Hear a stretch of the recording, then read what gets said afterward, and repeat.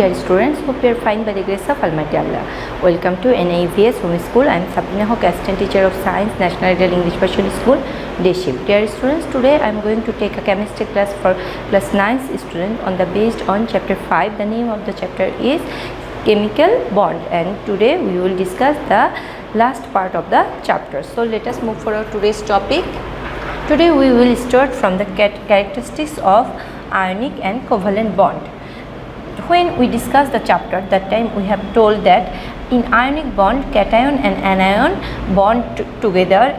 In between cation and anion, there is a strong attractive force. Because of that strong attractive force, the melting point and boiling point of ionic compound is too high. On the other hand, covalent compounds stay together because of the weak van der Waals attraction force. Because of this weak van der Waals attraction force, the melting point and boiling point of covalent compound is low. Now come to first point, that is melting point and boiling point. The compound consisted of ionic bond is called ionic compound, and the compound consisting of covalent bond is called covalent compound. The melting and boiling points of ionic compound are higher than those of covalent compound. Ionic compounds contain positive and negative charges which remains tightly connected with each other. Many such positive and negative charges and ionized in an ionic compound in a three-dimensional way to create a crystal. Then these result in a higher interatomic force among them, and that makes it tough to alienate them from each other, and therefore they required higher amount of heat energy to melt or to boil. Interatomic force in covalent compound is comparatively weaker as it is constituted because of van der Waals force, and therefore they can be boiled or melted with a lower amount of heat energy. And we can easily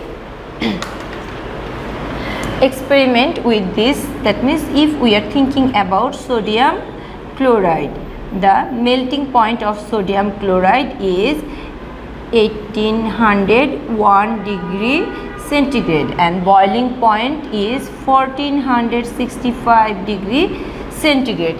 It's too high. Again I am saying melting point of sodium chloride is 1801 degree centigrade and boiling point is 14.65 degree centigrade. On the other hand, if water is a covalent compound, the water's boiling point is 100 degree centigrade and melting point is after 0 degree it start melting. That means melting point also 0 degree centigrade. Then the boiling point and melting point of water is too low than that of the sodium chloride. This is an ionic compound. This is the cause of the high melting point and boiling point, and water is a covalent compound, and that's why it has a low melting and boiling point. Now come to the solubility. Take some water in a beaker. What is solubility? That which things is dissolved in water, that is that thing's solubility. Then take some water in a beaker or glass jar, add some sodium chloride it is an ionic compound, and continue to stir it, and then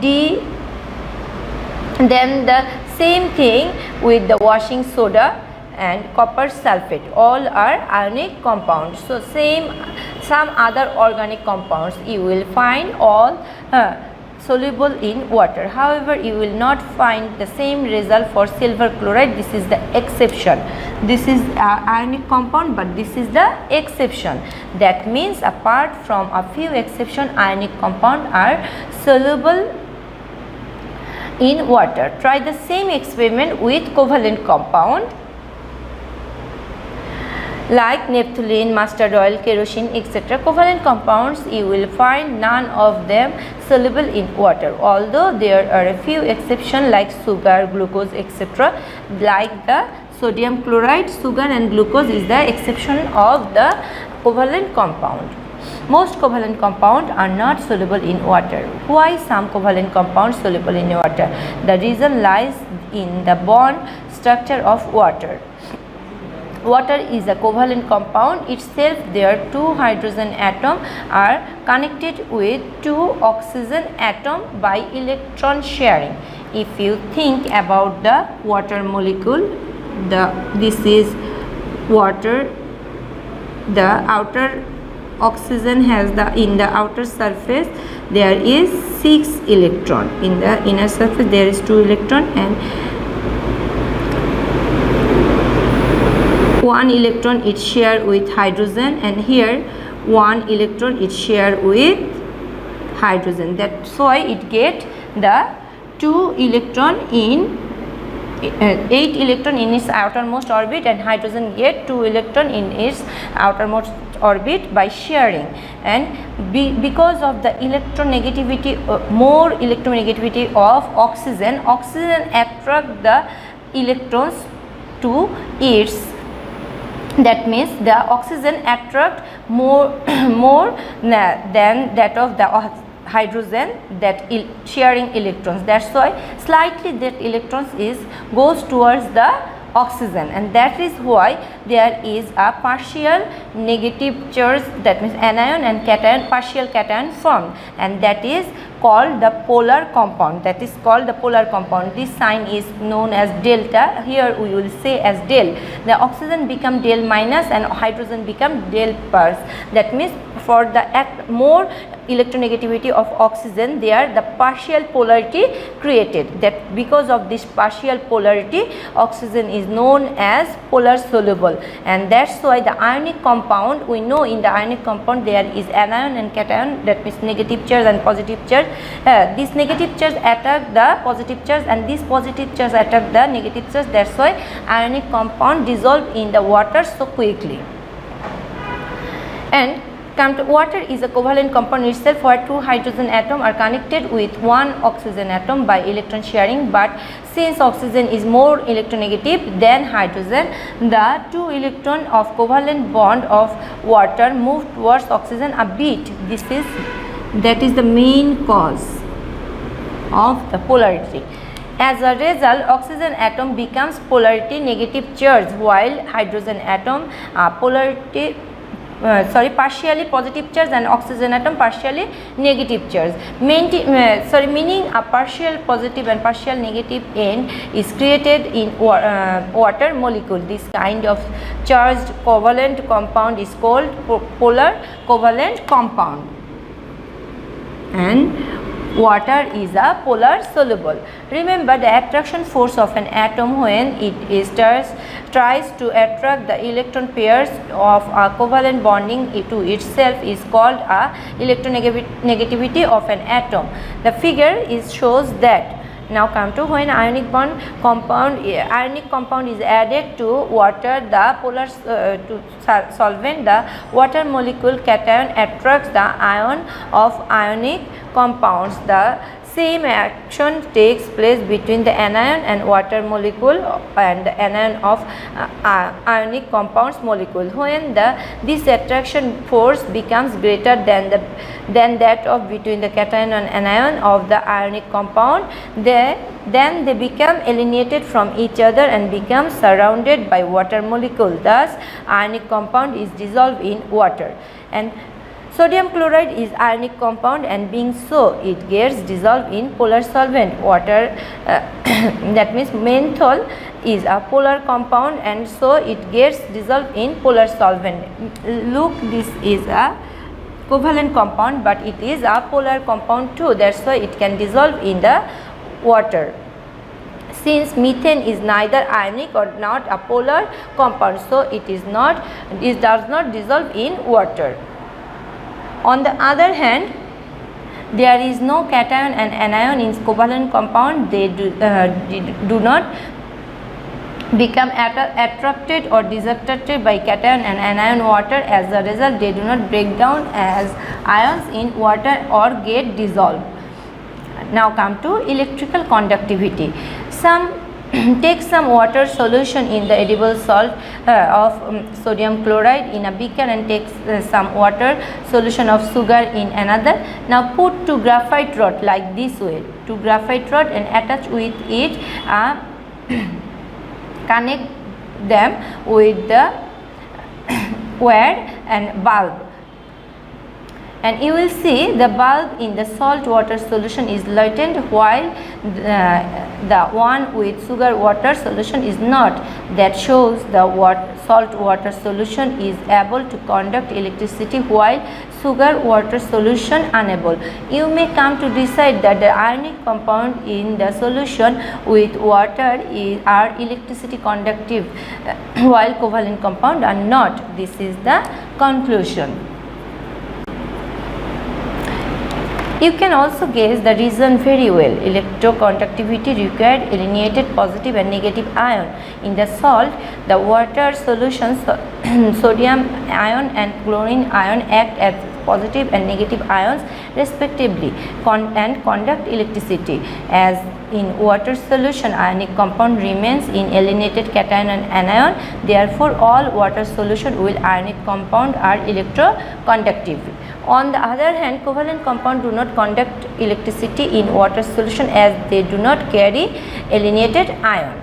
In calcium chloride solution, there is calcium ion and chlorine ion. Hydrogen chloride solution, there is hydrogen ion and chlorine ion. Therefore, they can conduct electricity. Glucose does not carry any ion, so it does not conduct electricity. That means the ionic compound is good conductor of electricity if it is insoluble in water, but the covalent compound is not a good conductor of electricity if it is dissolved in water. Now come to the metallic bond. We have seen a metal and non-metal element create ionic bond among themselves, while two non-metal elements create covalent bond among themselves. But when two metallic elements come closer together, there is created metallic bond. It means the attraction force that keeps the atoms in a piece of metal interconnected is called the metallic bond. This is the definition of metallic bond. You have obviously seen copper wire, knife, scissor, window grill and gold ornaments etc. Numerous atoms of the same elements are interconnected by means of metallic bond inside these things. The outermost energy level of each metallic atom usually contains 1, 2 or 3 electrons in its electronic configuration. Since the size of them is bigger than the non-metallic elements of the same period, the attraction force of nucleus of them is less strong. As a result, the atom donates one or more electrons from their outermost energy level and turns into positive ion. These positive ions called the atomic core.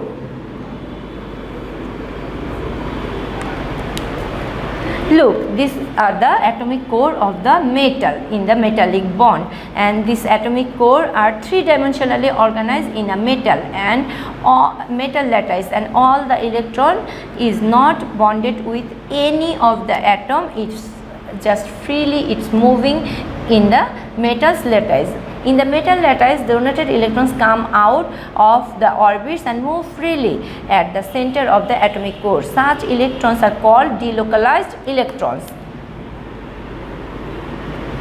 They become electron of metallic ions of that piece of metal instead of remaining under a particular atom.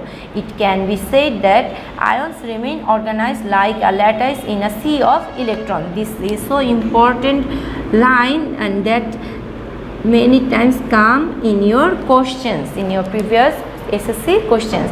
When a delocalized electron is situated amidst two metallic ions, both the ion are attracted towards the electron with the electrostatic force, and this causes two ions to remain connected, which is the basic feature of metallic bond. These delocalized electrons are responsible for conductivity of heat, electricity. Similarly, they are reason of metals, flexibility, brightness and charge resistance, etc.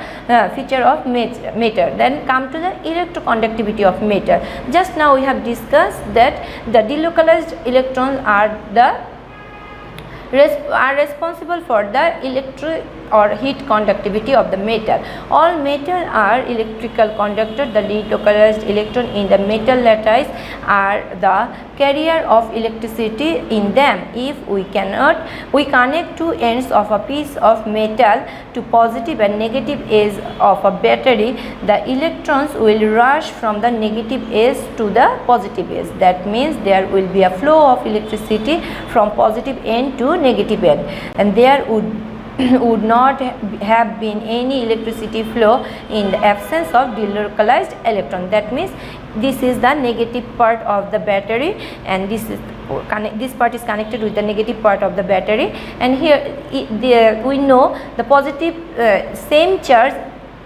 just go away. That means from negative charge the electrons go to the positive charge. It attracted to the positive part of the metal lattice. That's why the electron, there is a flow of electron, and that is the electricity conductor. The electron carry the electricity from one end to another end.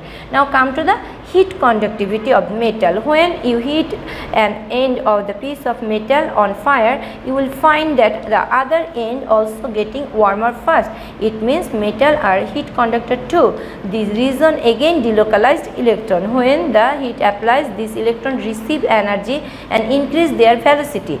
They rush from the heated end towards the comparatively cooler end. Thus the heat conducted in metal. Now come to the exercise MCQ question.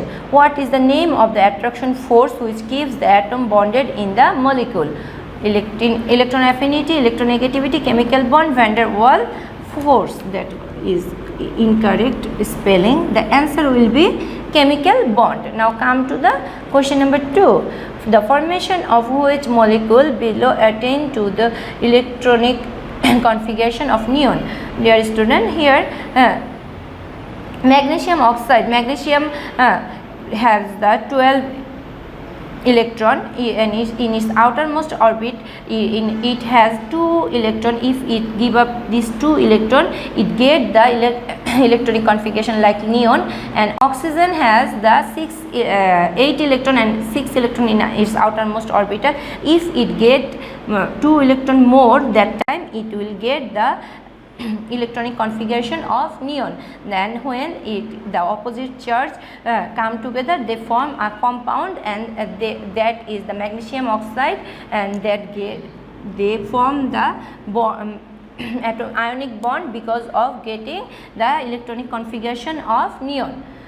Dear student, now answer the question number 3 and 4 on the basis of the following electronic configuration. Here first A has the 1 electron, B has the 11 electron, and C there is given 17 electron. That is wrong. It will be 16 electron. 1 electron mistakenly come here. First, by seeing the picture we can easily understand this is hydrogen electronic configuration, this is sodium electronic configuration, and if it is a 16 electron, it has the sodium electronic configuration. And whose valency is impossible for the element marked D? So we know sodium has the variable valency. That variable valency of sodium is 2, 4 and 6. So answer will be 3. The impossible valency for sodium is 3. Now come to 4. The element B, that means sodium, form 2 types of bond. That means metallic bond and ionic bond. Donate electrons to A. It is also correct.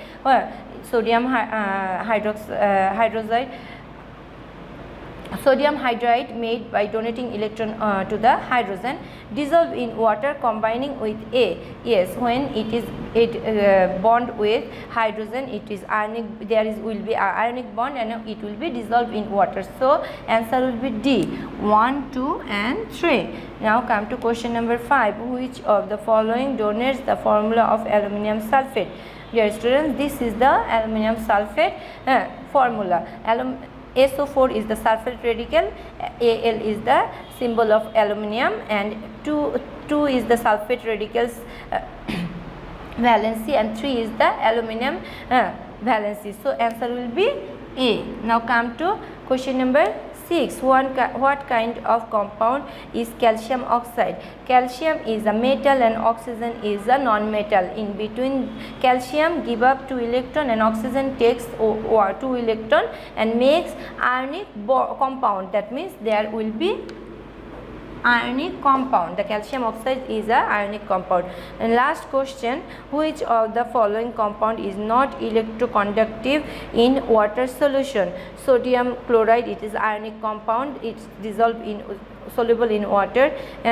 Calcium chloride is also ionic compound, is also conductive in water solution. Sodium chloride also, and hydrogen chloride also, because here cation and anion both has in hydrogen chloride, and these 3 are good electric conductor in the water solution. But we just